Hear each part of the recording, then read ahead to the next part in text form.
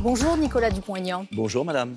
On commence avec ce drame à Sanary-sur-Mer, cette enseignante en arts plastiques poignardée par un jeune de 14 ans, désormais en garde à vue pour tentative d'assassinat. Que peut-on mettre en place pour éviter de tels drames ? La première chose d'abord, c'est de penser à cette femme. J'espère qu'elle va s'en sortir. Et puis le point le plus important pour moi, c'est la présence d'armes généralisées aujourd'hui qui obligatoirement présentent des dangers énormes. Et comment on fait ? Parce que les portiques, ça semble impossible, trop compliqué. Les portiques, c'est possible, contrairement à ce qu'on dit, mais la vraie question, c'est la sanction sur la détention d'armes. Et aujourd'hui, dans notre pays, quand les policiers, je l'ai l'exemple dans ma ville, quand les policiers arrêtent un jeune avec un couteau comme ça, eh bien, il n'y a pas de sanction judiciaire, ou très peu, alors qu'il y a une loi à appliquer. Donc déjà, si on pouvait être beaucoup plus ferme sur la détention des armes et cibler ceux qui les détiennent, je crois que c'est la seule solution. On parle beaucoup de l'aspect sécuritaire, mais il n'y a pas aussi un problème de santé mentale en France, et notamment depuis le Covid ? Si, peut-être, mais vous savez, il y a toujours eu des problèmes de santé mentale. Le problème de fond, c'est qu'aujourd'hui, des jeunes, en raison de l'insécurité, moi, me disent, je prends un couteau en partant de chez moi le matin, dans la cuisine de mes parents, pour me défendre. Donc, vous voyez bien que c'est l'état d'insécurité qu'il y a dans le pays, le fait que les actes de délinquance ont explosé, de violence entre jeunes, qui fait qu'aujourd'hui, des jeunes, pour se défendre, prennent des couteaux. Et à partir du moment où dans une bande, sur 20 personnes, vous en avez 4 qui ont des couteaux comme ça, eh bien, au moindre incident, ça dégénère. J'ai eu dans ma ville un mort avec ça. Donc, je sais de quoi je parle. Donc, la vraie question, c'est s'attaquer à la détention des armes. Il y a une loi qui existe, il n'y a pas besoin de nouvelle loi. Hier, le parquet général a requis 4 ans de prison, dont 3 avec sursis, 100 000 € d'amende et 5 ans d'inéligibilité à l'encontre de Marine Le Pen dans le cadre de son procès en appel sur les assistants parlementaires européens du FN. Il faudra naturellement attendre la décision des juges avant l'été, mais les espoirs de la présidentielle pour Marine Le Pen semblent s'éloigner. Je n'en sais rien, je ne suis pas juge à la place des juges. Moi, j'ai toujours eu la même position là-dessus, et quels que soient les leaders politiques, qu'ils soient de gauche ou de droite, je n'ai pas à m'immiscer dans le fonctionnement de la justice. En revanche, je dis très clairement que ce n'est pas à un juge de décider qui est sur la ligne de départ de la présidentielle. Les Français là, il n'y a sauront... pas d'exécution provisoire. Ce qui a été requis, c'est juste une peine d'éligibilité. Après, on verra. Mais pour moi, il y a la décision judiciaire.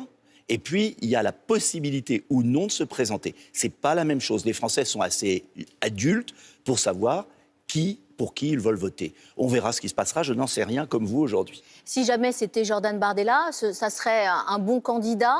D'après les sondages, il serait même meilleur que Marine Le Pen. Écoutez, les sondages, vous avez assez d'expérience politique pour savoir que un an avant une présidentielle, ils se sont toujours trompés. Voilà.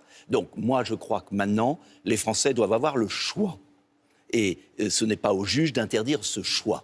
Après, c'est à eux d'examiner les affaires. Ce n'est pas à nous. Dans l'entre-deux-tours de la présidentielle en 2017, vous aviez rejoint Marine Le Pen. Est-ce que vous feriez pareil en 2027 si jamais le RN était qualifié au second tour ? Écoutez, on n'en est pas au second tour. Moi, je suis candidat au premier tour pour défendre la sortie de la France de l'Union européenne, qu'aucun candidat installé dans le paysage politique n'ose dire et faire, parce que je considère qu'on ne pourra régler nos problèmes de sécurité, d'immigration, d'industrie, de relocalisation, que si on reprend notre liberté et qu'on a une autre forme de coopération avec nos voisins.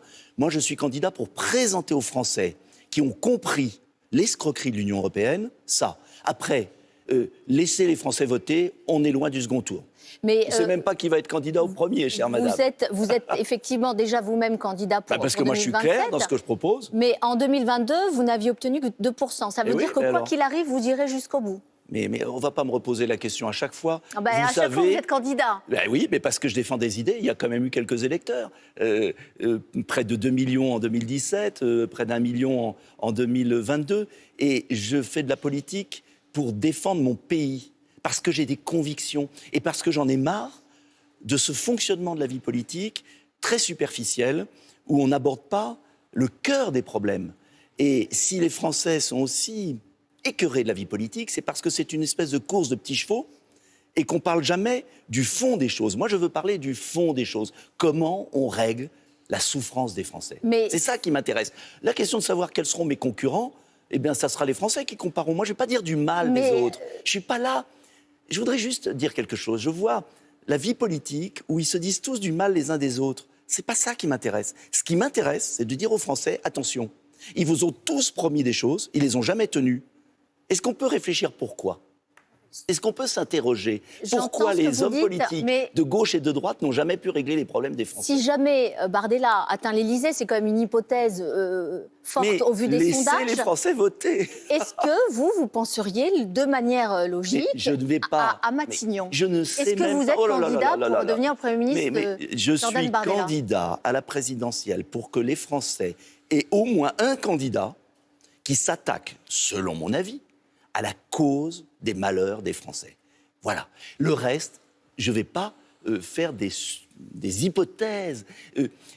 Comparons les projets. Non, mais en 2017, vous souhaitiez être Premier ministre de Marine Le Pen, donc je vous pose la question pour 2027. Je ne souhaitais pas, c'est elle qui l'avait proposé. Oui, on verra qui sera. Vous aviez accepté. Mais écoutez, on ne sait même pas qui va être candidat. Vous me parliez de Marine Le Pen, on ne sait rien. Les Français attendent des solutions. Moi, ce qui m'intéresse, c'est qu'est-ce qu'on fait pour la sécurité ? Qu'est-ce qu'on fait pour relocaliser nos industries ? Alors que le gouvernement est en train de brader des fleurons industriels aux Américains. Qu'est-ce qu'on fait pour nos agriculteurs qui crèvent ?